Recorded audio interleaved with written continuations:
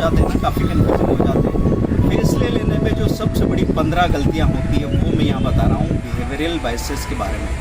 Biggest mistakes in decision making. दोस्तों सिर्फ stock market, commodity market या क्रिप्टो करेंसी की बात नहीं है। आप ज़िंदगी में शादी या करियर या कोई भी तरह का फैमिली का फैसला लेंगे और अगर इस चीज़ को समझ लिया ना तो आप सच में बहुत अच्छे फैसले ले पाएंगे। किस इंसान को याद रखा जाता है ज़िंदगी में? जो फैसले ऐसे लेता है जो अधिकतर लोगों को समझ आते हैं। तो वो फैसले लेने के लिए क्या ज़रूरी है? आपके पास जितनी भी इंफॉर्मेशन हो, जितना भी डाटा हो, उसको निष्पक्ष तरीके से बगैर बायस के देखो और फिर फैसला लो।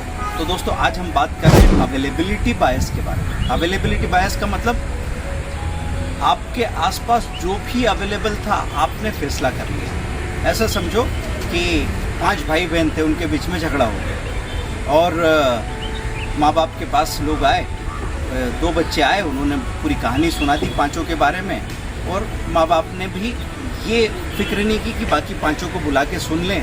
2 लोगों से बात करके फैसले सुना दिए, ये कर लो ये मत करो। तो क्या फैसला सही होगा? इसका झुकाव किसकी तरफ होगा? जो 2 लोग बोल रहे हैं उनकी तरफ होगा। तो दोस्तों अवेलेबिलिटी बायस से बचना है अगर मार्केट में, तो हमको ध्यान क्या रखना पड़ेगा कि जैसे आपकी मार्केट वॉच में वहाँ 50-60 शेयर्स लगे हुए और आप उनमें ट्रेड लगातार करते रहते हैं, लेकिन उसके अलावा भी दुनिया में कंपनीज हैं। तो आपको देखना पड़ेगा कि सबसे ज़्यादा नेट EPS वाली कंपनीज कौन सी है, ये स्क्रीनर देखना ज़रूरी है। आपको ये देखना पड़ेगा कि आगे कौन सी कंपनीज डेट फ्री हो गई है, किन की उधारी बिल्कुल ख़त्म हो गई, कोई लोन ही नहीं है उन पे। आपको ये देखना पड़ेगा कौन सी कंपनी का ROC, return on capital employed, कैसा है।